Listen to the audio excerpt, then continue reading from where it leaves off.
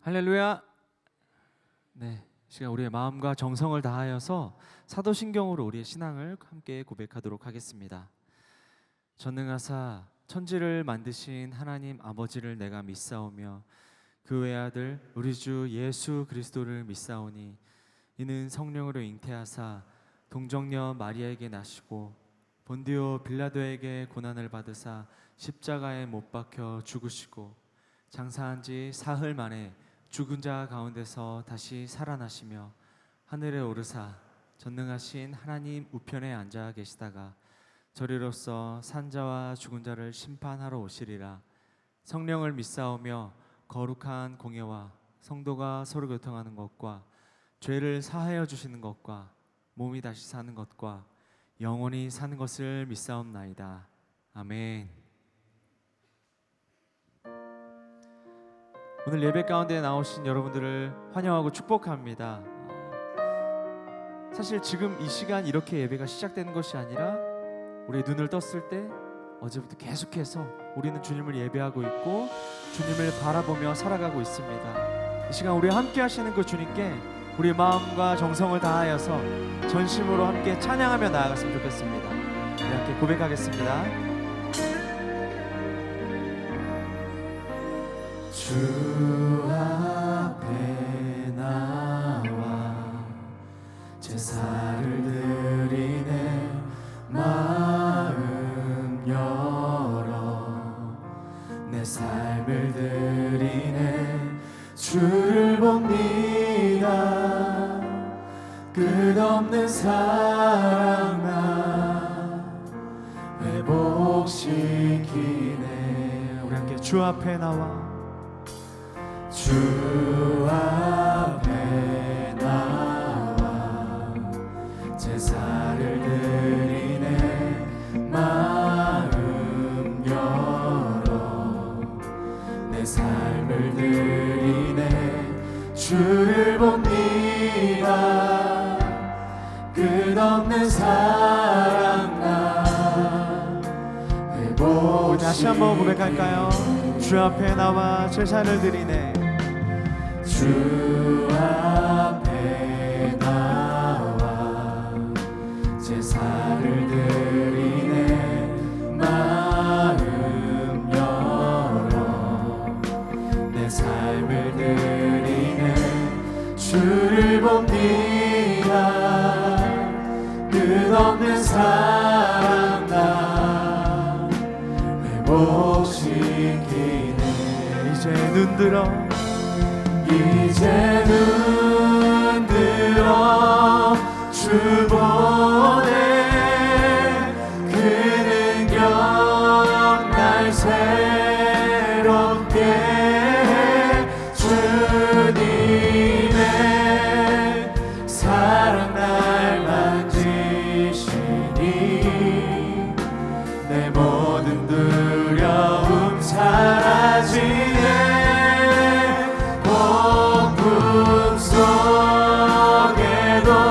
주 붙들고 믿음으로 주와 건네. 갈보리 언덕 넘어 그 어느 날 주 안에 온전케 되리.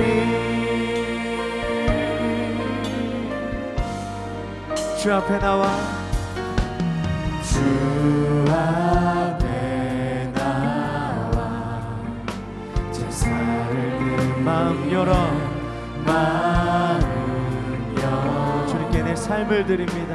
내 삶을 드립니다. 주를 봅니다.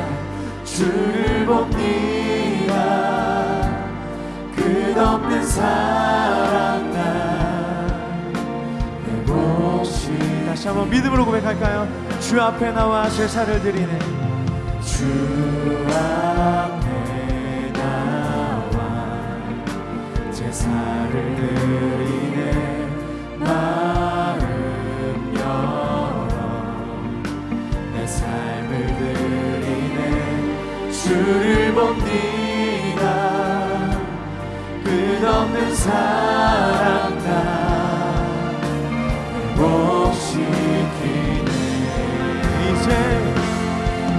이제 눈 들어 주 보네.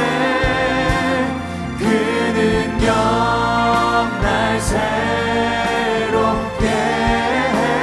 주님의 사랑 날 만지시니 내 모든 두려움 사라지네. 아멘. 폭풍 속에도 주 붙들고 믿음으로 주와 건네 갈보리 언덕 넘어 그 어느 날 주 안에 온전케 되리. 이제 눈 들어 이제 눈 들어 주 보네. 그 능력 날 새롭게 해. 주님의 사랑 날 만지시니 내 모든 두려움 사라지네. 폭풍 속에도 주 붙들고 믿음으로 주와 건네 갈보리 언덕 넘어 그 어느 날 주 안에 온전케 되리. 주 안에 온전케. 아멘. 다시 한번 고백합시다. 주 안에 온전케 되리. 주 안에 온전케 되리. 주 안에 온전케 되리. 주 안에 온전케 되리. 주님께서 이루실 것을 믿습니다. 우리의 삶의 주관자 되신 주님을 찬양합니다. 할렐루야.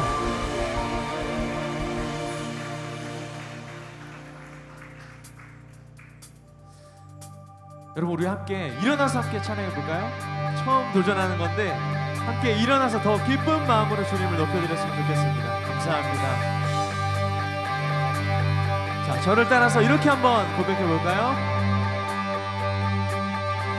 그 사랑 영원하리라. 그 사랑 영원하리라. 다시 한번.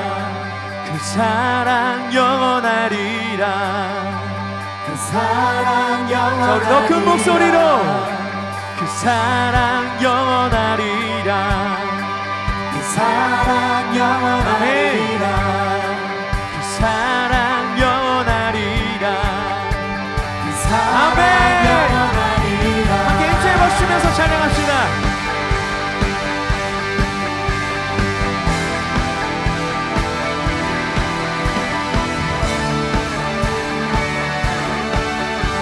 왕 되신 주님을 함께 높여 찬양합시다. 왕 되신 주께, 왕 되신 주께 감사하세.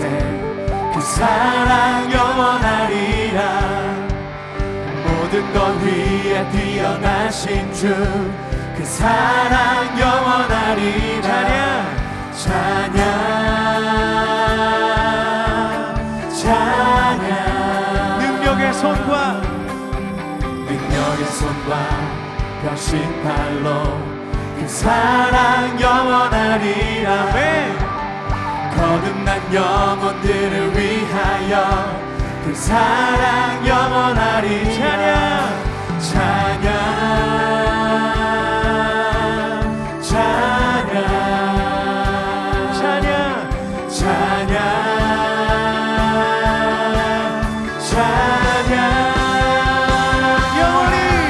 영원히 신실하신 능력의 하나님, 영원히 함께하니. 영원히 신실하신, 영원히 신실하신 능력의 하나님. 믿음으로 선포합시다. 영원히 함께하리. 영원히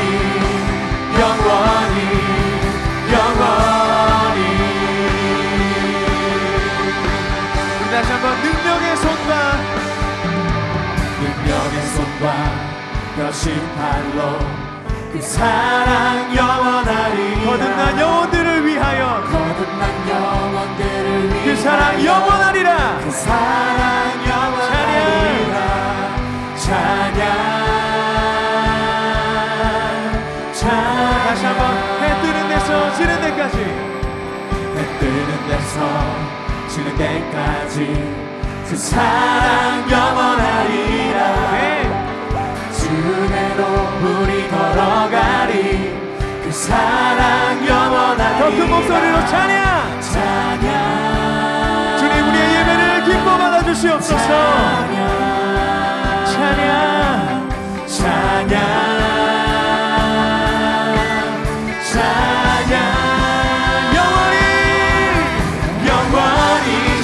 신실하신 능력의 하나님 영원히 함께하리.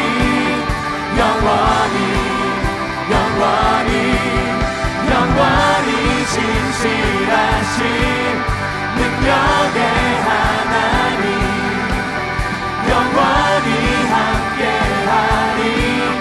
영원히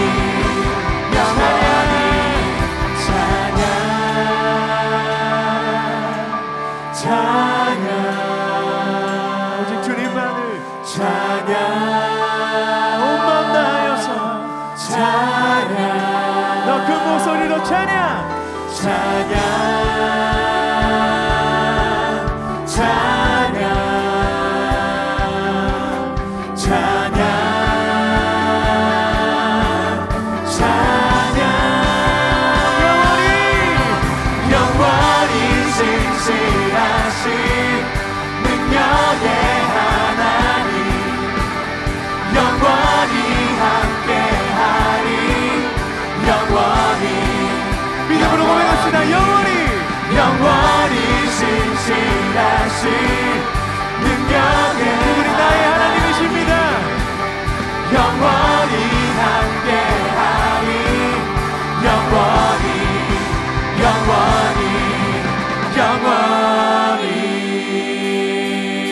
아멘. 여러분 기쁨의 함성을 지르고 함께 뛰면서 고백했으면 좋겠습니다. 원, 투. 모두 승리하리. 열방 없게 되리. 하나님께서 통치하시네. 모두 승리하리. 열방 얻게 되리. 위대하신 왕 여호와. 찬양 할렐루야. 찬양 할렐루야. 찬양 할렐루야. 하나님께서 통치하시네. 찬양 할렐루야. 찬양 할렐루야. 위대하신 왕 여호와. 온 세상 창조주. 온 세상 창조주. 온 세상 구원자. 모든 것 이기신 능력의 다시 한번 온 세상 창조주. 온 세상 창조주. 온 세상 구원자. 모든 것 이기신 능력의 모든 만물 모든 만물 주를 찬양해. 모든 민족 주께 경배해. 모두 승리하리. 모두 승리하리. 열방 얻게 되리. 하나님께서 통치하시네. 믿으십니까? 모두 승리하리. 열방 얻게 되리. 위대하신 왕 여호와. 하나님 열방을 우리에게 주셨네. 그 명령 따라서 열방을 다시 한번 선포합시다. 하나님 열방을 우리에게 그 명령 따라서 그 명령 따라서 열방을 모든 만물 주를 찬양해 모든 민족 주께 경배 함께 뛰면서 고백합시다. 모두 승리하리 열방 얻게 되리 하나님께서 통치하시네 아멘 모두 승리하리 열방 얻게 되리 위대하신 왕 여호와 찬양 할렐루야 찬양 할렐루야 찬양 할렐루야 하나님께서 통치하시네 찬양 할렐루야 찬양 할렐루야 위대하신 왕 우리 마지막으로 다시 한번 고백합시다. 찬양 할렐루야 찬양 할렐루야 찬양 할렐루야 하나님께서 통치하시네 찬양 할렐루야 찬양 할렐루야 위대하신 왕 여호와 만유를 통치하시고 다스리시는 위대하신 주님을 찬양합니다. 할렐루야.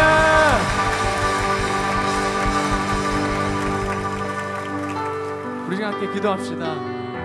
하나님, 이 시간 그저 이렇게 기뻐하는 것이 아니라 우리의 삶 가운데서도 함께 주님을 찬양하고 그렇게 뛰놀며 하나님께서 나의 주인이시고 만유의 주님이심을 계속해서 고백하며 살아가는 믿음의 자녀들 되게 하여 주시옵소서. 이렇게 다시 한번 결단하며 함께 기도했으면 좋겠습니다.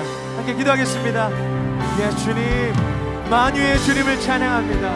하나님, 내 삶과 내 모든 고민과 아픔까지도 주의 손 안에 있사오니 하나님, 우리의 삶을 붙드시고 우리를 생명의 길로 주님과 함께 걸어갈 수 있도록 주님 우리를 인도하여 주시옵소서. 이 시간 우리에게 말씀하여 주시옵소서. 주님,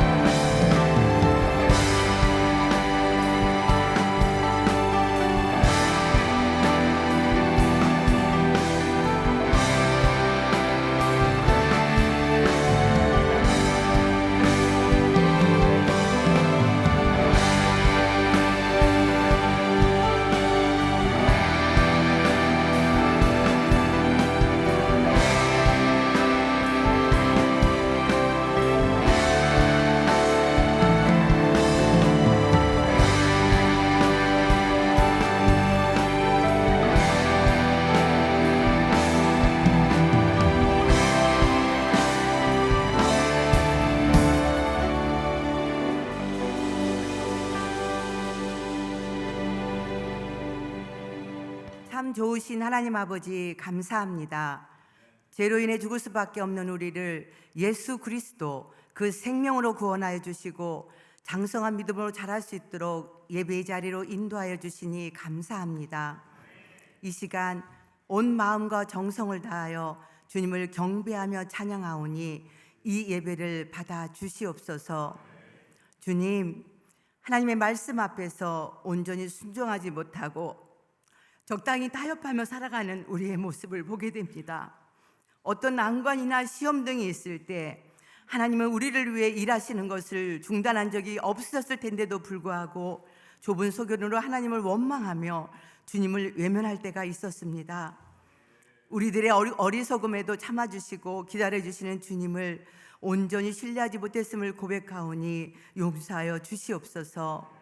하나님의 신실하심을 믿으며 언제나 가장 좋은 길로 인도하시는 하나님의 말씀을 따라가는 삶을 살게 하옵소서. 이 시간 이 땅의 불의함을 용서하여 주옵소서. 인간의 이기심으로 창조 질서가 무너지며 온 땅이 전쟁과 기근과 가난함으로 아픔과 고통을 겪고 있습니다. 우리의 교만과 욕심과 악함 때문이오니 믿는 자들이 먼저 주님께 돌아오게 하옵시고 복음의 능력을 회복하여 이 땅을 치유케 하옵소서. 한사랑 공동체는 가을 학기를 맞이하여 어울림 숲예배, 조유 숲예배, 어성경이 읽어지네, 한사랑 아기학교 등 영적 성장을 위해 다양한 공동체 모임을 진행합니다. 말씀을 사모하고 교회를 사랑하는 마음으로 다양한 모임 가운데 역사하시는 주님을 만나기 위해 참여하는 순종의 마음을 허락하여 주옵소서. 특별히 교회를 사랑하는 성도들이 숲예배를 통하여 말씀을 삶으로 살아내고자 씨름했던 경험을 나누게 하옵소서. 서로를 위해 기도하고 격려하며 때로는 권면하는 예수로 충만한 예배의 자리가 되게 하옵소서. 지혜와 계시의 영을 리더들에게 부어주시고 숲예배를 통하여 생명이 살아나는 놀라운 은혜를 맛보게 하옵소서.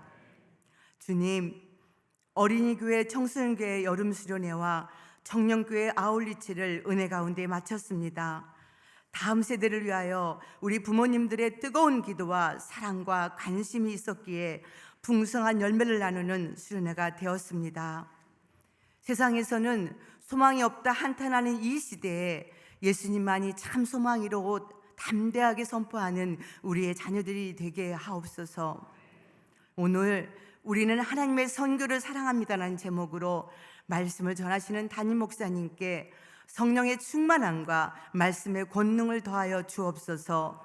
영육의 강건함을 허락하시고 육체의 연약함은 십자가 보혈로 덮어 주시옵소서. 선포되는 말씀이 우리의 마음밭에 새겨져서 세상으로 담대히 나아가며 우리가 사는 그곳에서 하나님 나라를 이루게 하옵소서. 이 시간 아름다운 목소리로 마음을 다하여 주님께 영광 돌리는 할렐루야 찬양대의 찬양을 받아 주시옵소서. 사랑하는 예수님의 이름으로 기도드립니다. 아멘.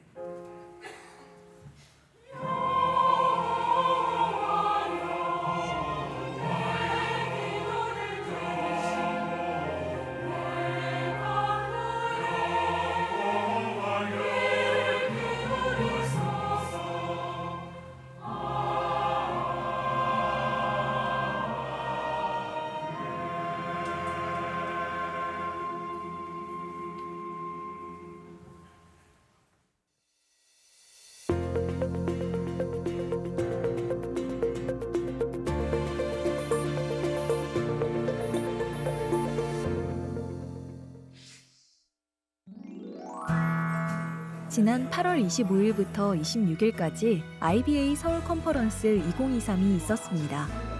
이번 컨퍼런스를 통해 지역교회, 기업, 그리고 선교단체들이 모여 비즈니스 환경 속에서 복음과 선교적 삶을 살아온 게임 체인저들의 이야기를 나누고 서로 네트워킹하는 축제의 장을 경험할 수 있었습니다.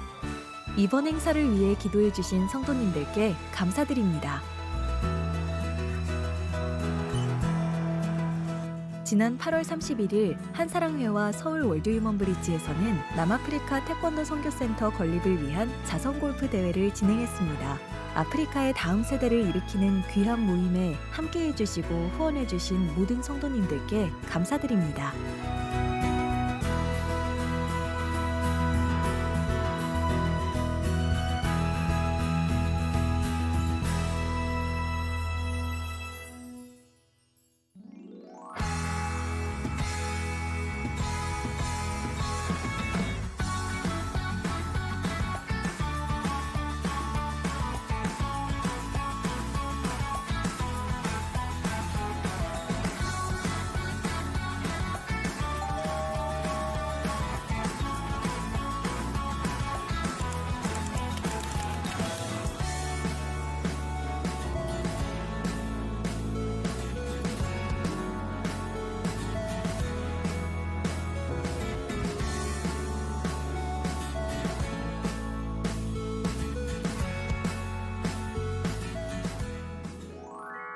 한사랑학당 개강 안내입니다. 담임 목사님의 B2B 강의가 9월 17일, 10월 22일 주일 오후 1시 30분에 4층 1976홀에서 성경이 읽어지네 강의가 그룹별로 진행이 됩니다. 자세한 내용은 주보를 참고해 주시고 문의 및 신청은 박춘일 목사에게 해주시기 바랍니다.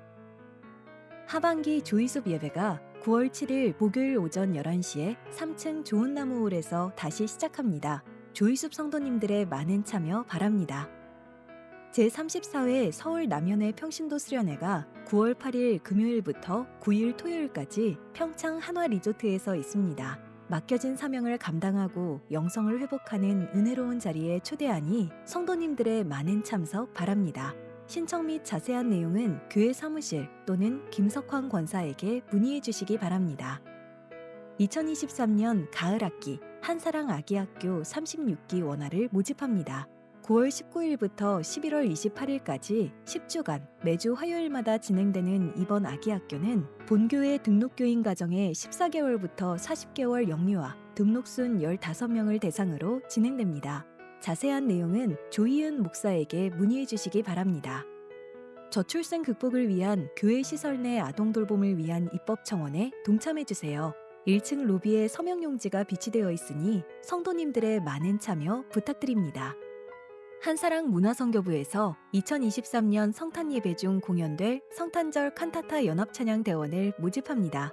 찬양을 좋아하고 함께하길 원하는 한사랑교회 성도님이면 누구나 환영합니다. 아기 예수님 탄생을 축하하는 성탄절 찬양으로 직접 참여하셔서 더 큰 은혜의 시간 되시길 바랍니다. 동참하실 성도께서는 교회 사무실 또는 이현호 권사에게 신청해 주시기 바랍니다. 한사랑교회 주일 점심 식사가 주일 3부 예배 후 5층 카페테리아에서 다시 시작됩니다. 맛있고 따뜻한 식탁에 성도님들을 초대하니 오셔서 성도 간의 풍성한 교제의 시간을 누리시기 바랍니다.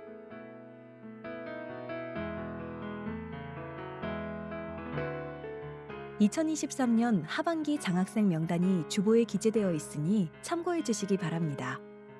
자세한 주간 일정은 주보를 참조해 주시기 바랍니다. 지금까지 한사랑 소식이었습니다. 고맙습니다. 할렐루야. 이 9월에도 하나님의 은혜가 여러분의 가정을 감싸주시기를 주의 이름으로 축원합니다. 몇 가지 나눌 말씀이 있는데요. 아마 자식이 있는 분들은 자식이 어느 날 학교 안 가겠다고 그러면은 마음이 좀 아플 거예요. 근데 그건 하나님도 마찬가지입니다. 우리의 하나님 아버지께서 원하시는 것은 우리가 그냥 간신히 예배에만 참여하면서 지금 수준 정도의 신앙만 유지하는 것이 아니라 영적으로 계속 훈련받고 배워서 장수한 사람이 되는 거죠. 그래서 한사랑교회에서는 봄과 가을에 우리 성도들의 성장을 위해서 한사랑 학당을 만들고 다양한 강의도 하고 또 어성경 클래스도 열고 그럽니다. 근데 우리 성도들 보니까 등교 거부하시는 분들이 꽤 계시는 것 같아요. 여러분 그러지 마시고 성경을 배우셔서 여러분의 실력도 키우고 세상을 이겨낼 힘도 키우고 또 말씀에 여러분의 믿음의 뿌리를 내리시면 좋겠습니다.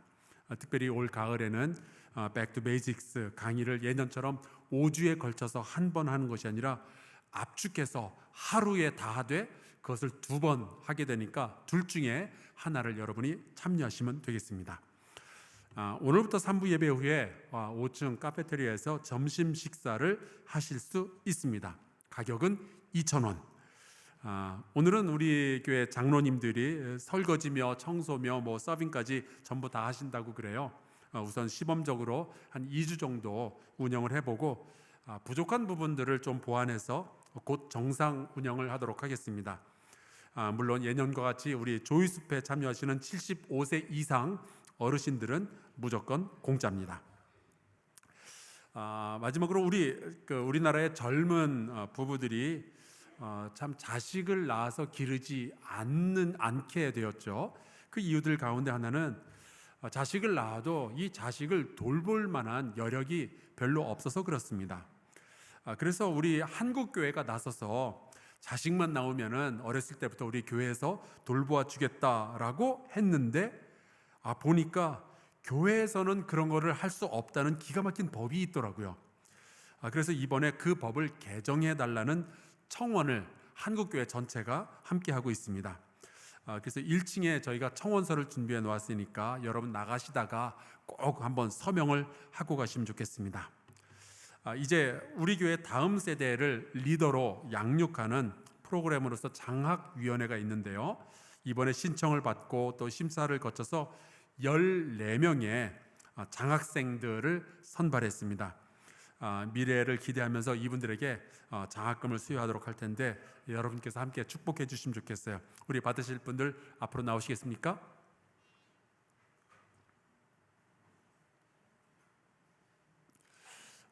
공부면 공부, 예술이면 예술, 체육이면 체육, 다양한 부분에서 두각을 드러내고 있는 분들을 저희가 선별을 했습니다.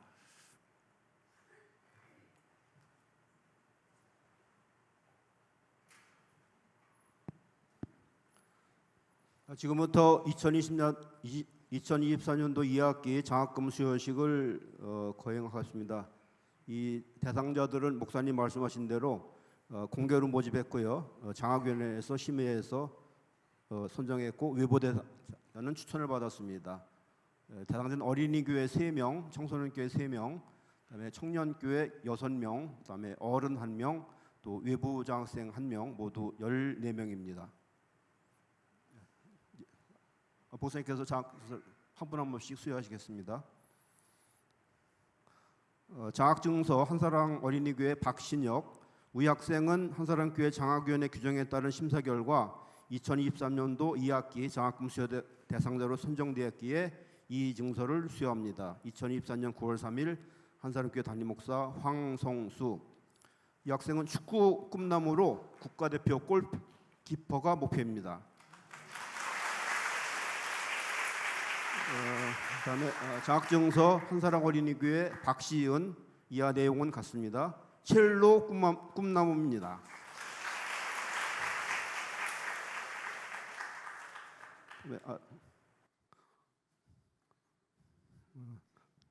장학증서 한사랑 어린이교회 김규민. 이하 내용은 같습니다.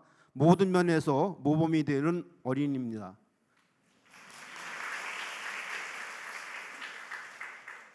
예.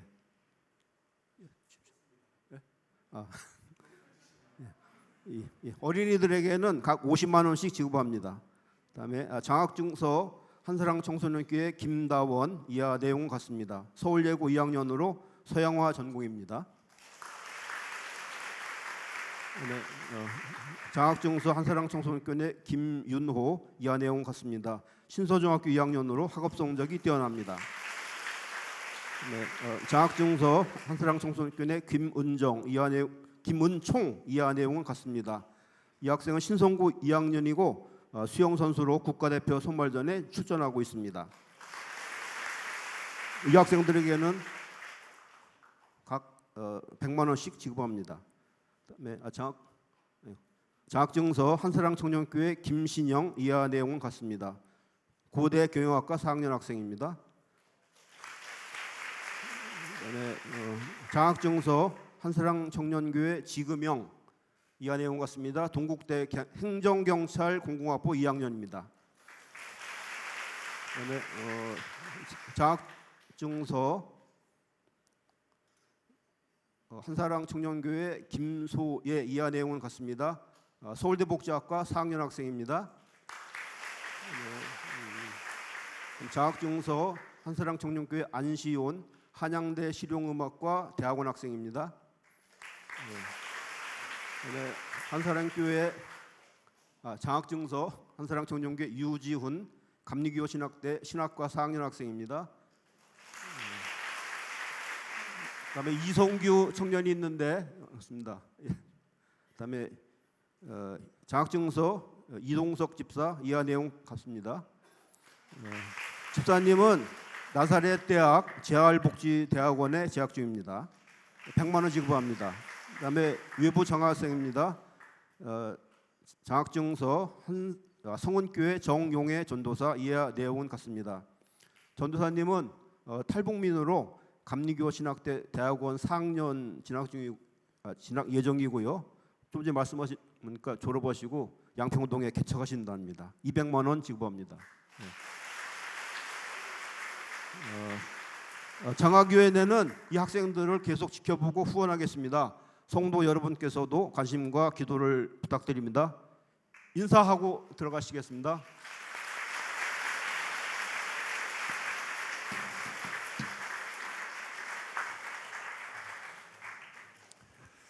예, 우리 할렐루야 찬양대 준비한 노래로 하나님을 찬양하겠습니다.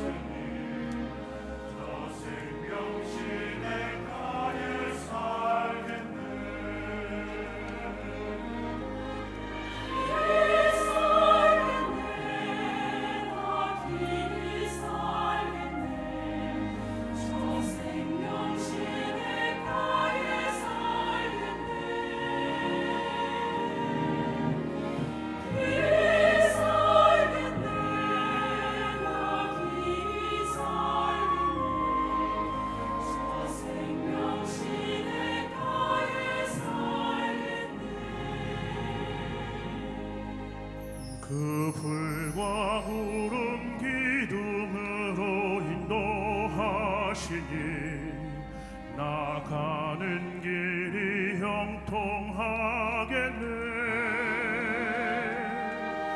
그 요단강을 내가 지금 건넌 후에는 저 생명신의 가에 살겠네. 길이 살겠네. 길이 살겠네. 저 생명신의 가에 살겠네. 길이 살겠네. 길이 살겠네. 저 생명신의 가에 살겠네.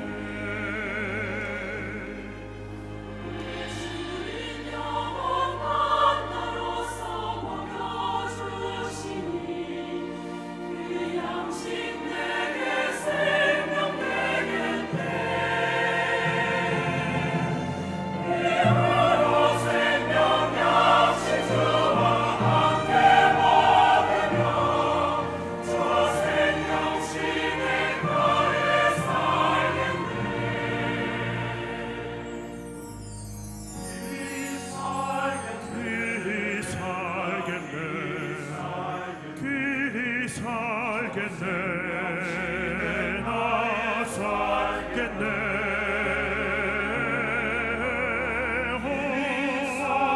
길이 살겠네. 생명신의 가에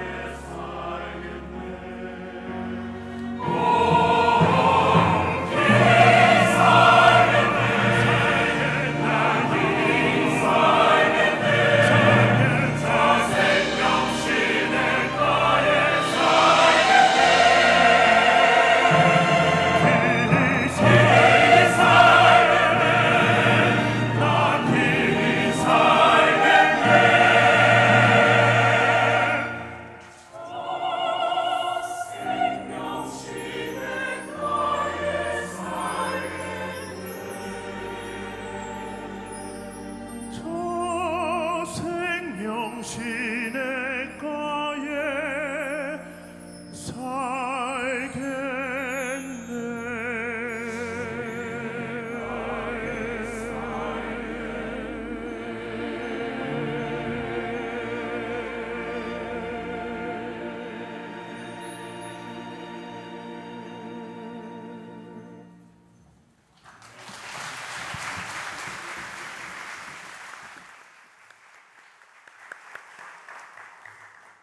우리 할렐루야 찬양대 너무나도 귀한 찬양 감사하고요. 하나님께서 이 찬양을 기쁘게 받으신 줄로 믿습니다. 또 우리 에코워십 우리 잠자던 예배의 영성을 일깨우셔서 너무나도 감사를 드리고요. 종종 이렇게 일어나서 이렇게 찬양하면 참 좋을 것 같아요. 여러분도 좋으시죠? 네. 오늘 우리에게 주시는 말씀이 있는데 잠시 자리에서 일어나서 골로새서 1장입니다. 24절에서 29절까지의 말씀 제가 받들어서 읽겠습니다. 나는 이제 너희를 위하여 받는 괴로움을 기뻐하고 그리스도의 남은 고난을 그의 몸된 교회를 위하여 내 육체에 채우노라. 내가 교회의 일꾼 된 것은 하나님이 너희를 위하여 내게 주신 직분을 따라 하나님의 말씀을 이루려 함이니라. 이 비밀은 만세와 만대로부터 감추어졌던 것인데 이제는 그의 성도들에게 나타났고 하나님이 그들로 하여금 이 비밀의 영광이 이방인 가운데 얼마나 풍성한지를 알게 하려 하심이라. 이 비밀은 너희 안에 계신 그리스도시니 곧 영광의 소망이니라. 우리가 그를 전파하여 각 사람을 권하고 모든 지혜로 각 사람을 가르침은 각 사람을 그리스도 안에서 완전한 자로 세우려 함이니 이를 위하여 나도 내 속에서 능력으로 역사하시는 이의 역사를 따라 힘을 다하여 수고하노라. 아멘. 자리에 앉으시기 바랍니다. 같이 기도할까요? 하나님, 오늘도 우리에게 멋진 날을 허락하여 주셔서 감사합니다. 이제 주님의 말씀을 함께 나눌 텐데 이 말씀을 통해서 지친 사람들이 힘을 얻으며 혼란을 겪던 이들이 질서를 얻게 하여 주시고 어두움을 지나던 이들이 빛을 보게 하여 주시옵소서. 주의 말씀은 우리의 능력이며 우리의 지혜가 될 줄로 믿습니다. 예수님의 이름으로 기도하옵나이다. 아멘. 몇 년 전이었어요. 국내 모 은행이 만든 광고를 보고 제가 막 꺼이꺼이 소리를 내고 눈물을 흘렸던 적이 있었습니다. 내용은 그 광고의 내용은 이렇게 시작을 해요. 몰래 카메라를 하는데 아들을 둔 성년 남자들을 방에 이제 혼자 데려다 놓고 설문지를 줍니다. 그 설문지를 보면 이제 질문들이 있는데 그 질문이 이런 거예요. 가장 최근에 아들에게 사랑한다라고 말한 것이 언제입니까? 또 아들이 가장 좋아하는 음식은 어떤 겁니까? 아들이 자고 있는 모습을 지켜본 적이 있습니까? 또 아들의 사진이 당신의 지갑이나 전화기에 몇 개나 들어 있습니까? 이제 이런 질문들을 받고 이제 아빠들이니까 이 남자들이 미소를 지으면서 아주 쉽게 대답을 하죠. 그런데 잠시 후에 다른 설문지가 하나 또 나오는 거예요. 근데 이 설문지를 보면은 질문들은 거의 같은데 다만 아들이 어쩌고저쩌고 하던 것이 아버지로 다 바뀝니다. 그래서 아버지에게 가장 최근에 사랑한다고 말한 것이 언제였습니까? 이 질문이 나오는 거예요. 아버지가 제일로 좋아하시는 음식은 어떤 것입니까? 아버지의 사진이 당신의 지갑이나 전화기에 얼마나 들어 있습니까? 이 질문을 갑자기 받았던 이 남자들이 막 당황하기도 하고 또 고민하기도 하죠. 그때 갑자기 그 방에 이제 TV가 한 대 놓여져 있었는데 이 TV가 탁 켜지면서 자기 아버지의 영상이 나오는 거예요. 저는 누구누구의 아버지입니다. 그러면서 자기 아들에 대해서 소개를 하는데 그 영상을 보고 그 방에 있던 남자들이 다 울음을 터뜨리게 되죠. 저도 그랬고요. 광고에 나왔던 그 남자들은 그 순간에 무슨 생각을 했을까요? 아버지를 잊고 살았던 거예요. 직장 생활에 바쁘고 자식 키우느라 바빠서 정작 자기를 낳고 키우고 사랑하고 여기까지 있게 해주었던 아버지를 잊고 살았던 거죠. 내 사진을 당신의 지갑에 끼워서 들고 다니던 그 아버지를 잊고 살았던 거예요. 저도 이 광고를 보고 갑자기 돌아가신 아버지가 생각이 나서 한참을 울었던 것 같습니다. 그래서 인터넷 보면은 이 영상에 대해서 대한민국 남자들을 울린 광고라고 되어 있어요. 한번 여러분도 검색해 보시면 나올 겁니다. 근데 그러고 보면요, 우리는 참 그 소중한 것들을 잊고 살아가는 경우가 많이 있는 것 같아요. 여러분 부모님 살아계실 때 꼭 효도하시길 바라고 이번 추석 때도 맛있는 거 사드리고 또 사랑합니다라는 이 이야기 꼭 부모님께 하시기를 주의 이름으로 축원합니다. 근데 우리의 신앙생활도 똑같아요. 정말 소중한 것들을 그냥 잊고 지날 때가 많이 있습니다. 그래서 지난 몇 주 동안 우리가 다시 쓰는 사랑 고백이라는 주제로 우리가 잊고 살았던 신앙의 가치들을 하나하나 꺼내서 다시 생각해보고 또 새롭게 조명해보고 있습니다. 오늘은 그 마지막 시간으로 하나님의 선교에 대해서 우리가 같이 말씀을 나누어 보려고 해요. 우리 함께 이제 스크린에 쓰여진 문장을 고백하고 이어서 말씀을 나누도록 하겠습니다. 같이 고백할까요? 우리는 하나님의 선교를 사랑합니다. 아멘. 오늘 우리가 함께 읽은 이 골로새서를 보면은 사도 바울이 자기의 사명에 대한 이야기를 하죠. 25절에 보면은 자기가 교회의 일꾼이 되었다라고 이야기하고 또 자기에게 직분이 주어졌다라고 이야기를 합니다. 자, 그래서 그 직분이 무엇이냐 하면은 28절에 이렇게 쓰여져 있어요. 우리가 그를 전파하여 각 사람을 권하고 모든 지혜로 각 사람을 가르침은 각 사람을 그리스도 안에서 완전한 자로 세우려 함이니. 그러니까 바울의 사명이자 직분은 예수를 전파하고 또 사람들을 가르쳐서 그 사람들이 성장하고 완전한 사람들로 세워지게 하려는 것, 바로 그거였어요. 그러니까 바울은 자기가 이런 임무를 받은 일꾼이다라고 소개를 하는 거죠. 그럼 이렇게 이야기를 하면은 좀 궁금해지는 게 있습니다. 뭐냐면은 바울이 일꾼이라면 그 일을 누가 시켰느냐 하는 거예요. 제가 어렸을 때 깨달았던 건데, 저희는 이제 누님 2분 계시고 저 아들 하나, 그래서 3남매인데 이 3남매가 어머니한테 야단을 맞을 때는 주로 2가지 이유 때문이었어요. 위에 그 누님 2분은요, 그 누님들이 야단 맞을 때는 주로 시킨 일을, 어머니가 시킨 일을 안 했을 때 야단을 그렇게 맞으시더라고요. 근데 제가 야단을 맞을 때는 주로 시키지 않은 짓을 했을 때 야단을 맞게 되는 거예요. 초등학교 2학년 때는 그 전구가 이렇게 불이 안 들어오니까 그걸 제가 고쳐보겠다고 전기가 지금도 통하고 있는 그 전선을 이렇게 입으로 물어 뜯다가 눈앞에서 보랏빛 불꽃이 확 튀는데, 그날 저는 어머니한테 위로를 받지 못하고 야단을 맞았어요. 왜 시키지 않은 짓을 또 해가지고 이런 사고를 치냐고. 근데 여러분, 사도 바울은요, 아무도 시키지 않은 일을 자기 혼자 내가 사명받았다고 그렇게 하는 것이 아니에요. 오늘 말씀에 보면 사도 바울을 일꾼으로 부르신 이가 계셔요. 사도 바울에게 임무를 주신 이가 있는데 그분이 바로 하나님인 거죠. 25절에 보면 사도 바울이 이렇게 고백을 합니다.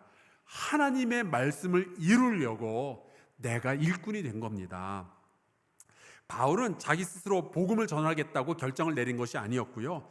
먼저 하나님의 말씀이 성경에 기록이 되어져 있고 그 말씀을 이루기 위해서 내가 일꾼이 되었다라고 고백을 하는 거죠. 자, 그러면 또 이런 궁금증을 가질 수 있어요. 하나님의 말씀은 애초부터 왜 기록이 되었을까? 27절에 이렇게 기록했습니다. 하나님이 그들로 하여금 이 비밀의 영광이 이방인 가운데 얼마나 풍성한지를 알게 하려 하심이라. 이 비밀은 너희 안에 계신 그리스도이시니 곧 영광의 소망이니라. 하나님은요, 소원을 가지고 계시는 거예요. 뭔가를 하고 싶으신 거예요. 그게 뭐냐면은 이런 거죠. 이 비밀의 영광이 이방인 가운데 얼마나 풍성한지를 알게 하려 하심이라. 이 비밀이 바로 예수 그리스도시고요. 하나님은 아주 오래전부터 몸소 이 일을 해오시는 중이었고, 하나님께서 하시던 그 일에 바울 너도 동참해라, 그래서 부르셨기 때문에 바울이 그 일을 임무로 받은 일꾼이 된 겁니다. 그래서 이제 바울이 안디옥에서 한참 재미있게 성도들하고 성경 공부하고 그러고 있었는데, 성령께서 바울과 바나바 2사람을 따로 세우셔서 이 2사람을 선교사로 보내시죠. 다른 도시에 가서 복음을 전하고 그곳에서 교회를 세우라 하시면서, 바로 여기에 선교에 대해서 가장 중요한 아주 핵심적인 고백이 하나 들어 있습니다. 여러분, 한사랑교회는 선교하는 교회죠. 여러분 알고 계십니까?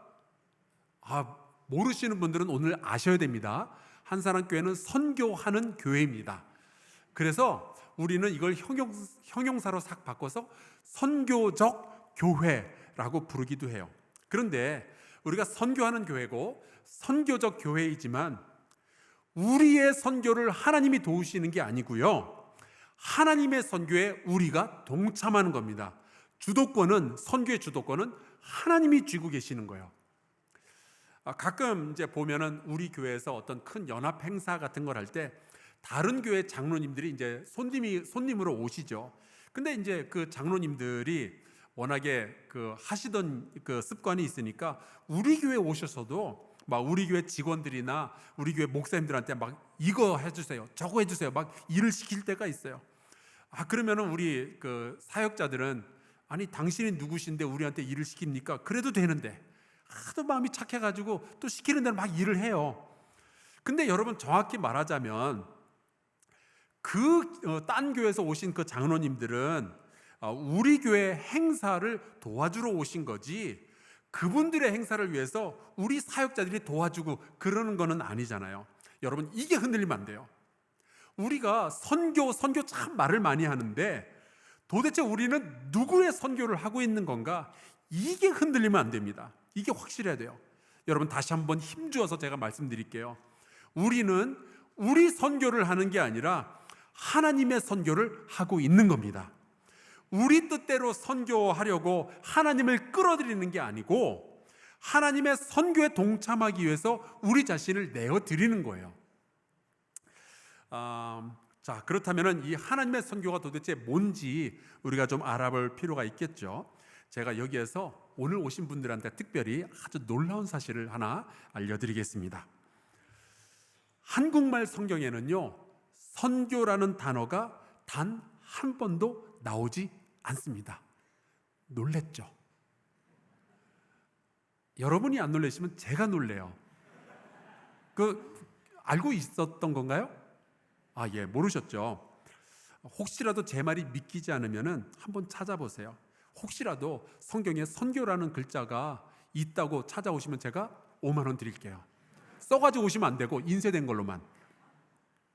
여러분, 하나님께서 삼위일체로 계시지만 성경에는 삼위일체라는 단어가 없는 것처럼 하나님은 선교하시는 하나님이시지만 선교라는 단어는 성경에 나오지 않아요. 그러면 왜 우리가 이렇게 선교라는 단어를 맨날 쓰고 우리 교회는 선교하는 교회라는 이야기를 하고 그럴까요? 여러분, 너무 혼란스러워 하실 필요는 없고 제가 설명을 드릴게요. 이 선교라는 단어는 본래 보낸다라는 단어에서 출발을 했습니다. 이제 성경을 보면은 하나님은 이 세상에서 어떤 일을 하실 때 꼭 어떤 사람들을 선택하셔서 그 사람들을 보내시죠. 이 보낸다라는 말이 헬라어로 아포스텔로 혹은 펜포라는 단어를 쓰게 되는데, 이 단어들은요 둘 다 보낸다, 파송한다 그런 뜻을 가지고 있어요. 그래서 이렇게 보냄을 받은 사람은 당연히 임무 혹은 사명이라는 것을 가지게 되죠. 그래서 이 임무, 사명이라는 말이 영어로 미션이라는 단어를 쓰게 되고 이게 우리말로는 선교로 번역이 된 거예요.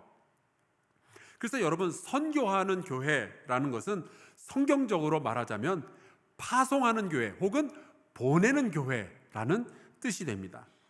선교사라는 말은 사실은 보냄을 받은 자라는 뜻이고요. 이 보냄을 받은 자가 바로 성경에 나오는 사도입니다. 우리가 사도 그러면 어디 가서 말씀 전하고 병자 고치고 막 기적 행하고 이런 사람들로만 생각을 하는데, 사도는 정확하게 말하자면 주님에 의해서 어떤 임무를 가지고 보냄받은 사람이 사도예요. 성경을 보면은 하나님은 늘 어떤 일을 세상에서 이루시기 위해서 사람들을 보내시죠. 예를 들어서 창세기 45장에 보면은 요셉이 자기를 예전에 죽이려고 했고 결국 노예로 팔아넘긴 아주 그 못돼 먹은 형제들을 만나서 하는 이야기가 기록되어 있습니다. 그때 요셉이 이런 이야기를 해요. 하나님이 큰 구원으로 당신들의 생명을 보존하고 당신들의 후손을 세상에 두시려고 나를 당신들보다 먼저 어떻게 하셔요? 보내셨나니. 요셉은 옛날에는 자기가 형들한테 미움받아가지고 노예로 팔려서 애굽으로 온 줄 알았었거든요. 그런데 시간이 흐르면서 깨닫는 거예요. 아, 하나님이 먼저 나를 이곳에 보내셨구나. 왜 보내셨는가? 여기에 이제 요셉의 임무 혹은 요셉의 사명이 있는데, 요셉의 임무는 굶주려서 죽어가는 백성들을 살려내는 거였어요. 그들에게 음식을 주고 그들이 먹고 살도록 하는 거죠. 당신들의 생명을 보존하고 당신들의 후손을 세상에 두시려고 이 임무 때문에 하나님이 나를 먼저 보내셨습니다 라고 요셉이 고백하는 거죠. 출애굽기 3장에 보면은 모세가 하나님을 호렙산에서 만나요. 그때 하나님께서 이제 모세에게 이런 말씀을 하시죠. 이제 내가 너를 바로에게 어떻게 하셔요? 보내요. 너에게 내 백성 이스라엘 자손을 애굽에서 인도하여 내게 하리라. 하나님은 이번에는 모세를 보내시는 거예요. 모세의 임무는 무엇이냐? 억압과 착취로부터 하나님의 백성을 구출하는 겁니다. 그래서 그 사람들을 이끌고 홍해를 건너고 광야를 건너서 가나안 땅까지 이르게 되는 것, 이게 모세의 임무였어요. 그런데 이제 모세는 사실은 그 일을 하기가 싫었죠. 그래서 아이고, 저는 말을 못합니다. 저는 능력이 없습니다. 이렇게 뒷걸음질 치는데 하나님이 아주 강력하게 원하시니까 모세는 결국 보냄을 받은 거예요. 그러니까 여러분, 이것을 한 걸음 떨어져서 보면 이런 겁니다. 하나님의 계획을 이루는 일에 모세가 참여하게 된 거죠. 예레미야서를 보면은 하나님께서 예레미야 선지자에게 이런 말씀을 하셔요. 1장 7절입니다. 여호와께서 내게 이르시되 너는 아이라 말하지 말고 내가 너를 누구에게 어떻게 하든지 보내든지 너는 가며 내가 너에게 무엇을 명령하든지 너는 말하지니라. 하나님은 이스라엘 백성에게 하고 싶은 말씀이 있으셨어요. 그들이 얼마나 많은 죄를 지어왔는지, 그래서 그 죄 때문에 어떤 결과가 있게 되는지 말씀하고 싶으셨어요. 하지만 그냥 그런 경고의 말씀만, 그런 저주의 말씀만 하시는 것이 아니라 하나님은 여전히 이스라엘 백성을 사랑하고 계시며 그들을 구원하기 원하신다는 이 말씀을 전하고 싶으셨던 거예요. 너희가 지금이라도 부르짖어 기도한다면 내가 너희의 기도를 듣고 응답하겠다, 이 말씀을 하고 싶으셔서 예레미야를 보내시는 거죠. 그러면 이제 이런 이야기를 쭉 들으면서 우리는 또 이렇게 질문할 수 있어요. 아유, 하나님이 직접 하시지, 능력도 많으시면서 천군 천사를 보내서 말씀하시거나 아니면 모든 사람들이 어느 날 밤 똑같은 시간에 똑같은 꿈을 꾸게 하시면은 얼마나 편해요. 제가 그런 생각을 안 해본 게 아닙니다. 그런데 성경을 보면은 어떤 패턴이 보이는 걸 어떻게 해요? 하나님은 늘 어떤 사람을 세우시고 그를 보내셔서 하나님의 일을 하게 하시는 거예요. 더 정확하게 말하자면 하나님의 계획에 이 사람이 동참하게 만드시는 거죠. 좀 답답해요. 근데 그게 하나님의 방법인 걸 어쩌겠습니까? 누가복음 4장에 보면은 예수님도 이런 말씀을 하셔요. 주의 성령이 내게 임하셨으니 이는 가난한 자에게 복음을 전하게 하시려고 내게 기름을 부으시고 나를 보내사 포로된 자에게 자유를, 눈먼 자에게 다시 보게 함을 전파하며 눌린 자를 자유롭게 하고. 여러분, 하나님은 늘 하나님의 뜻을 이루기 위해서 누군가를 부르시고 또 그를 보내시는 하나님이신 거예요. 누군가는 굶주리는 사람을 먹여 살리라고 보냄을 받았고, 누군가는 억압과 착취 아래에 있는 백성을 구하라는 보냄을 받게 되는 거죠. 누군가는 하나님의 말씀을 선포하라고 보냄을 받았고, 예수 그리스도는 세상을 구원하라고 보냄을 받는 거예요. 그러니까 하나님은 늘 보내시는 하나님이신 거죠. 그래서 보내시는 하나님, 이게 하나님의 선교인 겁니다. 여러분도 느끼시는지 모르겠는데 제가 가끔 우리 아들하고 저랑 똑같이 생겼다는 이야기를 들어요. 여러분도 그렇게 생각하십니까? 그렇군요. 근데 예수님도 하나님과 똑 닮았다는 생각을 할 때가 있어요. 예를 들어서 이런 거죠. 아버지께서 일하시니 나도 일하노라. 정말 닮지 않았어요? 그 아버지 그 아들 아니에요? 요한복음 20장에 보면 이런 말씀도 있어요. 아버지께서 나를 보내신 것 같이 나도 너희를 보내노라. 하나님은 아들을 보내시고 그 아들은 우리를 보내시는 거예요. 그래서 하나님의 목적을 이루려고 하시는 거죠. 근데 우리가 이제 선교 그러면은 늘 우리 머릿속에는 떠오르는 그림이 있어요. 선교사가 파송을 받아서 해외로 가서 복음을 전하고 교회를 세우고, 물론 그것도 선교지만 그건 굉장히 협소한 의미의 선교입니다. 선교는 더 크게 넓게 보자면 이런 거예요. 하나님이 하시고자 하는 일에 동참하는 것, 이게 선교입니다. 그게 복음을 증거하는 일일 수도 있겠고, 그게 가난한 아이들 먹여 살리는 일일 수도 있겠고, 그것이 병원이 없는 곳에서 죽어가는 사람들을 치료하는 일이 될 수도 있는 거죠. 제가 예전에 이제 저희 장모님하고 같이 아프리카의 케냐에 선교 여행을 같이 간 적이 있었어요. 근데 거기서 아주 독특한 선교사님을 한 분 만났습니다. 필이라는 이름을 가진 미국 선교사님이었는데, 이분은 뭐 성경을 가르치거나 혹은 뭐 교회를 세우는 그런 일을 안 하셔요. 대신에 이분은 비행기를 운전하는 분이었습니다. 원래 이제 미국에서 비행기 기장 일을 하시다가 은퇴하고 나서 자기가 이제 비행기를 운전할 줄 아니까 그 기술을 가지고 선교사가 되신 거예요. 근데 이분이 정말 필요하더라고요. 아프리카 대륙에 가면은 어떤 곳에는 아예 길이 없어요. 그러니까 걸어서 들어가야 되는 것이 굉장히 많이 있고, 또 급한 경우에는 차로 갈 수가 없는 지역이 너무나도 많이 있는 거죠. 그때 이 선교사님이 비행기를 몰고 나타나는 거예요. 그래서 어느 선교사님이 어느 밀림 속에 있는 어느 부족에게 간다 그러면 그 선교사님을 태우고 이분이 비행기를 운전해서 그곳에 가서 이분을 내려드리는 거죠. 때로는 급한 환자가 있다 그러면은 이 환자를 비행기에다 태워가지고 병원까지 날아가는 거예요. 이분의 사역하는 이야기를 들었는데 너무 멋있더라고요. 복음을 전하거나 성경을 가르치지 않아도 하나님의 일을 이루어가는 데는 아무런 부족함이 없는 거예요. 그래서 크리스 라이트라는 학자가 이렇게 말을 했습니다. 선교는 세계적인 하나님의 세계적인 백성이 세계적으로 활동하는 것이다. 우리 사랑하는 한사랑교회 성도 여러분은 세계적으로 활동하는 성도들 되시기를 주의 이름으로 축원합니다. 근데 저는 이렇게 일하시는 하나님이 너무 좋은 거예요. 그래서 저는 하나님의 선교를 사랑합니다. 이 고백을 달고 살고 있죠. 그런데 하나님은 왜 이렇게 다양한 사람들을 다양한 곳으로 다양한 환경 속으로 보내셔서 하나님의 일을 하게 하실까요? 그 목적이 뭘까요? 하나님은 도대체 무슨 목적을 가지고 이렇게 사람들을 보내시는 걸까요?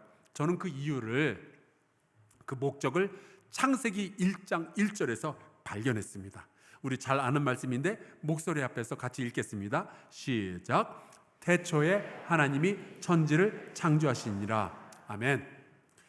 사람들이 이 땅에 태어나면요, 선택 가능한 것이 있고 선택 불가능한 것이 있습니다. 예를 들어서 내가 무슨 옷을 입고 교회에 갈지 이건 선택 가능한 거잖아요. 내가 점심에 무슨 음식을 먹을지 이건 선택 가능하죠. 제가 연애할 때는 아내가 팥칼국수를 그렇게 좋아하더라고요. 그래서 팥칼국수 먹자 그러면 어쩔 수 없이 먹었어요. 선택의 여지가 없더라고요. 근데 지금은 제가 선택을 합니다. 안 먹습니다. 그런데 우리가 평생을 살아도 선택하지 못하는 것이 있어요. 예를 들어 부모님. 이거 우리가 어떻게 선택을 해요? 태어나면 이미 결정이 되어져 있는 걸. 여러분, 우리의 인생 가운데는 선택과 상관없이 내가 그냥 받아들여야 되는 사실들이 있어요. 그건 내가 믿든지 안 믿든지 상관없습니다. 이미 결정이 난 거니까. 하나님이 이 세상을 창조하셨다는 것은요, 이미 결정된 사실이에요. 세상 사람들이 믿든 안 믿든, 혹은 과학이 그걸 증명을 하든 못하든, 혹은 철학자들이 무슨 이야기를 들이대도 아무 상관없어요. 하나님은 이 세상을 창조하셨고 우리는 그것을 그냥 받아들일 수밖에 없습니다. 자, 그러면 여기서부터 출발해서 이런 생각을 할 수 있죠. 하나님이 우리를 왜 사랑하실까요? 여러분이 도대체 뭐가 잘나서? 잘나긴 하셨는데 그렇다고 뭐 하나님의 사랑을 받을 만큼 잘났냐? 그건 아니거든요. 여러분이 뭘 그렇게 의롭고 뭘 그렇게 잘나서 하나님이 여러분을 사랑하실까요? 여러분, 하나님이 우리를 사랑하시는 이유는 내가 잘나서가 아니고 그 이유는 하나님에게 있는 거예요. 하나님이 이 세상을 창조하셨거든요. 하나님이 이 세상을 창조하신 후에 좋다라고 말씀을 하셨거든요. 하나님이 여러분과 저를 창조하셨어요. 그 말은 하나님께서 우리의 아버지시라는 뜻이에요. 그래서 하나님이 우리를 바라보고 사랑하는 것을 중단할 수 없으니까 여러분, 그게 창조의 참된 의미입니다. 하나님이 우리의 아버지시다. 그런데 생각해 보세요. 하나님의 자녀가 100명이 있는데, 하나님이 창조하신 사람들이 100명이 있는데 그 중에 하나님을 믿고 따르는 사람이 10명, 그리고 나머지 90명은 하나님을 믿고 따르지 않는다면은 그 아버지 하나님은 쉬실 수 있을까요? 하나님을 사랑하고 믿고 하나님을 따라가야 이 자녀들이 구원을 얻게 될 텐데, 이 자녀들이 복을 얻을 텐데, 이 사람들이 자꾸만 하나님 아닌 것들을 따라가고 하나님 아닌 것에서 복을 구하려고 하면은 하나님이 마음 편하게 쉬실 수 있을까요? 그럴 수가 없죠. 그래서 하나님이 계속해서 선지자를 보내시고 그 외아들 독생자 예수를 보내시고, 그리고 계속해서 사도를 보내시고 선교사들을 보내시는 거예요. 우리가 그런 찬양을 하죠. 세상 모든 민족이 구원을 얻기까지 쉬지 않으시는 하나님. 여러분, 그게 하나님의 선교예요. 이 양천구에 50만 명이 산다고 그럽니다. 통계적으로 보면은 그 중에 한 20% 정도가 기독교인이죠. 그러니까 한 10만 명 정도가 예수님을 믿는 거예요. 그 중에서 우리 한사람 교회에 한 3천 명 정도가 교회에 다니고 있어요. 그 중에서 집사가 700명, 권사가 500명, 그럼 1200명. 여러분, 대단하지 않아요? 그런데 우리 하나님은 집사 권사가 1200명이냐? 내가 이제 좀 쉬겠다. 그 말씀을 못 하시겠는 거예요. 생각해 보세요. 세상에 어떤 부모가 자식이 다섯이 있는데 그 중에 4명이 집을 나가버리고 1명이 남았는데 하나라도 있으니까 내가 좀 쉬겠다. 그런 부모가 세상에 어디 있어요? 그래서 하나님은 그 백성을 다시 부르시고 이들을 하나님의 자녀로 삼으시고 이들을 구원하시는 일을 하는데, 그 일에 하나님은 우리에게 너희가 동참하지 않겠냐고 부르시는 거예요. 이것이 하나님의 선교입니다.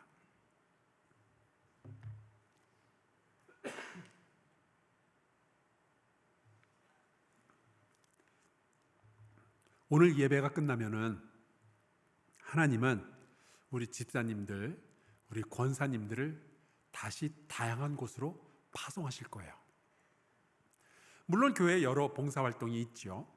하지만 여러분을 집으로 파송하실 거고, 여러분을 일터로, 직장으로 파송하실 거예요. 여러분을 여러분의 자녀들에게 파송하실 거예요. 우리 자식들은 왜 이러냐 싶지만, 만약에 하나님이 여러분을 여러분의 자녀에게 파송하셨다면 생각을 다시 해봐야 됩니다. 나의 임무는 무엇일까? 이번 추석에는 하나님께서 여러분을 친척들에게 파송하시겠죠.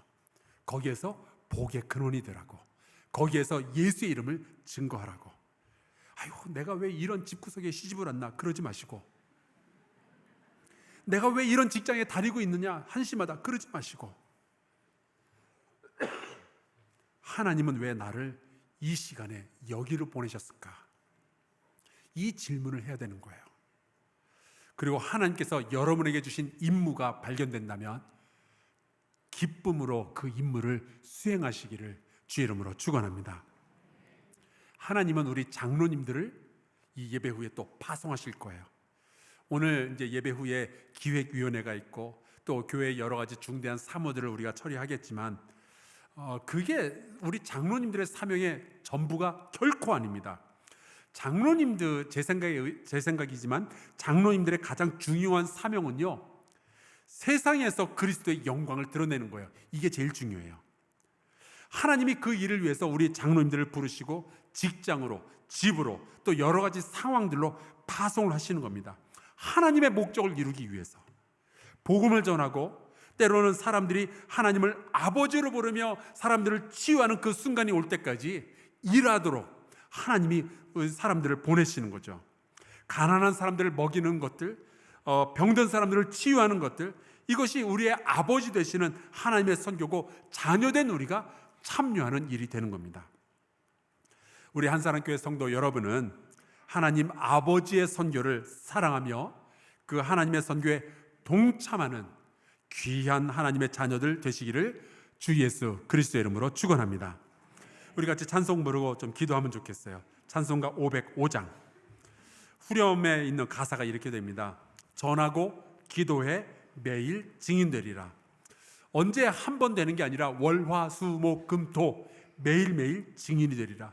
세상 모든 사람 다 알고 그 사랑 알도록. 그것이 하나님의 선교고 그것이 우리가 하는 일이에요. 같이 찬양하겠습니다.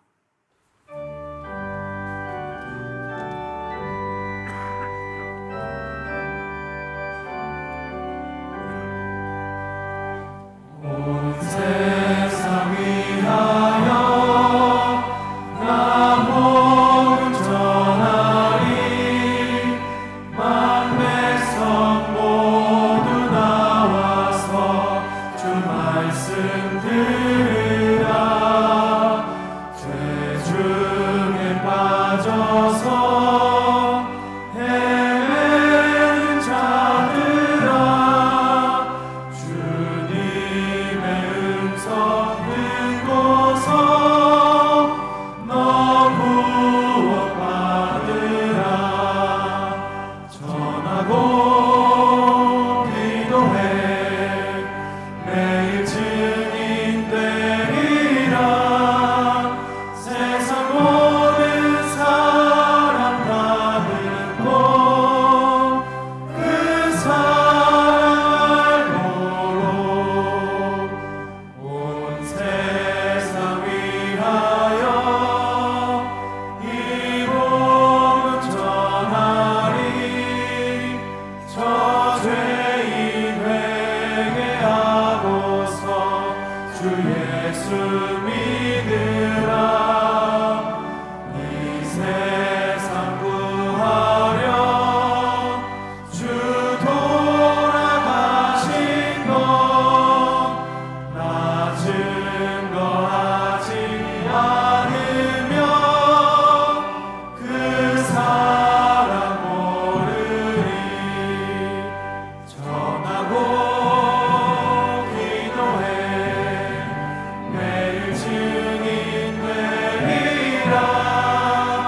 세상 모든 사람 다 듣고 그 사랑 알도록 온 세상 위하여 주 은혜 임하니. 주 예수 이름 믿어 이 복음 전하자. 먼 곳에 나가서 전하지 못해도 나 어느 곳에 있든지 늘 기도 힘쓰리. 전하고 기도해 매일 증인되리라. 세상 모든 사람 다 듣고 그 사랑 알도록.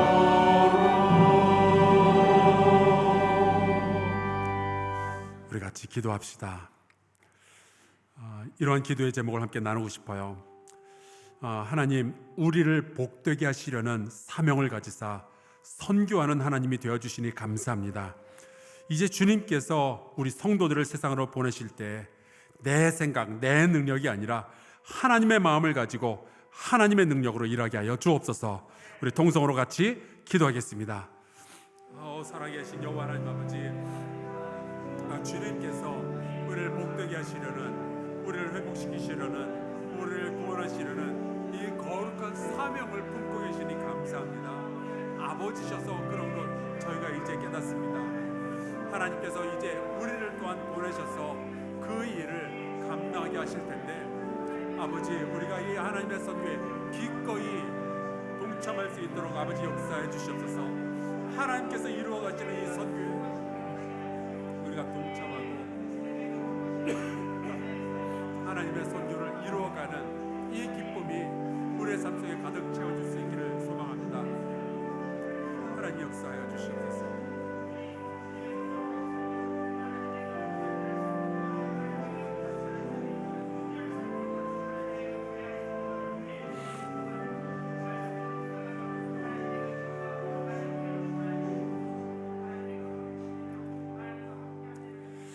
하나님 아버지, 예수 그리스도를 통하여 우리가 죄의 용서와 구원받은 하나님의 백성 되게 해주시니 감사합니다. 우리를 창조하시고 우리의 아버지 되시는 하나님은 온 땅과 열방에 복주기 원하시는데 우리 교회가 쓰임받게 하여 주시옵소서. 나 하나 구원받는 것에서 만족하고 그냥 숨어버리는 것이 아니라 하나님의 선교를 사랑하며 그 하나님의 선교에 동참하는 것을 기쁨으로 여기게 하여 주시옵소서. 우리 한사랑교회 모든 선교 활동이 하나님 아버지의 성품을 반영하게 하여 주시옵소서. 하나님의 이름이 온 세상에 알려지며 여호와를 아는 지식이 세상에 충만해질 때까지 선교가 멈추지 않게 하시고 하나님의 선교에 기쁨으로 참여하는 우리 성도들 되게 하여 주옵소서. 예수 그리스도의 이름으로 기도하옵나이다. 아멘. 우리 다 자리에서 일어나서 찬양과 예물과 결단을 주님 앞에 올려드린 후에 제 전임자 되시는 우리 임영훈 감독님 앞으로 나오셔서 예물을 위해서 기도해 주시고 또 축도로 예배 마치도록 하겠습니다.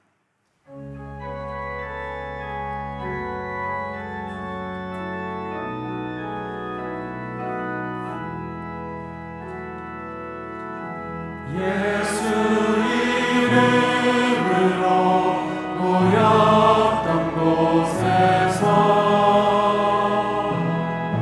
우리가 헤어질 때 늘 함께 하시며 이 세상 살 동안 주 말씀 따라서 살게 하소서. 승리하게 하소서.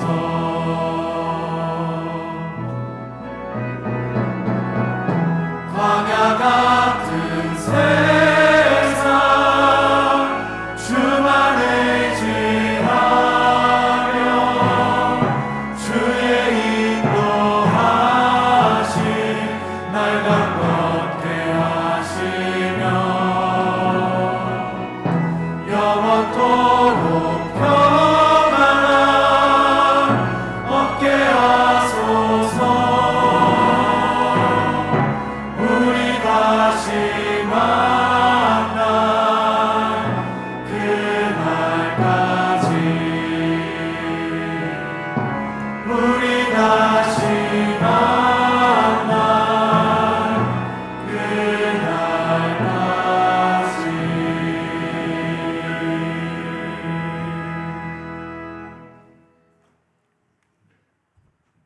오늘 제가 귀한 말씀을 듣고 우리 교회가 처음 시작할 때부터 선교하는 교회라고 그렇게 명명하고 지금까지 지나왔는데 오늘 마침 제가 오니까 선교 사랑에 대한 말씀을 듣고 많은 은혜를 받았습니다.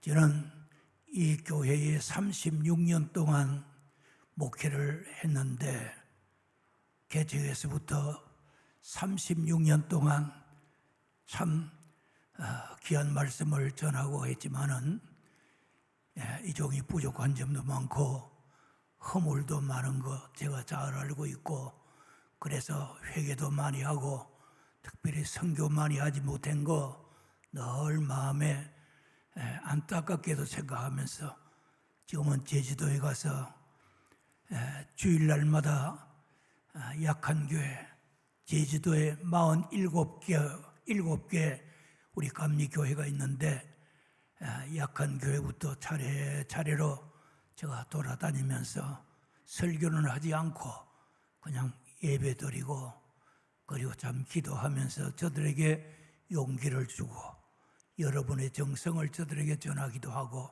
그렇게 제가 지나고 있습니다.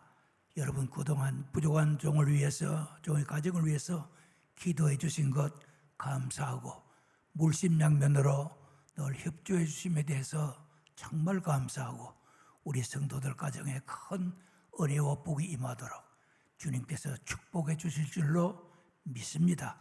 또 그렇게 될 줄로 믿습니다. 기도하겠습니다. 아버지, 참 감사합니다. 우리 황성수 담임 목사님을 세워주셔서 이 교회를 일치월장 부흥시켜 주시니 감사합니다.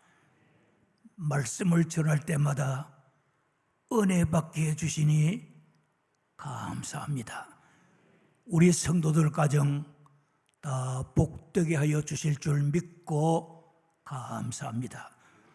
오늘 아버지 제단에 나올 때 정성껏 헌금 드린 손길들 주님께서 축복하시고 저들의 가정과 직장과 생업 위에 은혜와 복을 많이 내려주시고 과의의 지출이 생겨지지 않도록 도와주시고 육신의 병든 자, 마음의 병든 자 주님의 십자가에 피 묻은 손길로 안수한 자리에 서서 건강하게 하시고 이 교회에 큰 부흥이 있게 하옵소서. 주님 영광 받아 주시옵소서. 이제 나가 복음을 전할 때 놀라운 기적이 나타나게 하여 주시옵소서. 하늘에서 한국 교회를 쳐다볼 때 아버지여 우리 한사랑 교회에서는 빛이 반짝반짝 빛나서 하나님의 시선이 이 한사랑 교회에 쳐다보게 하여 주옵소서. 성부 성자 성령 삼일체 하나님의 크신 은총이 이제부터 영원히 우리에 함께 계실지어다. 아멘.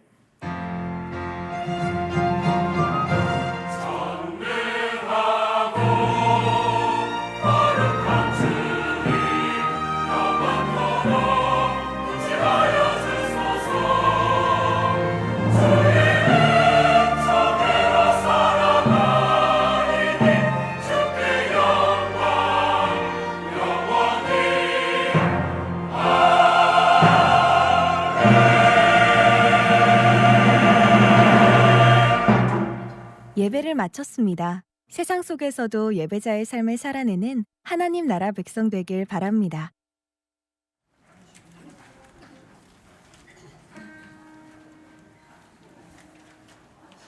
그 불과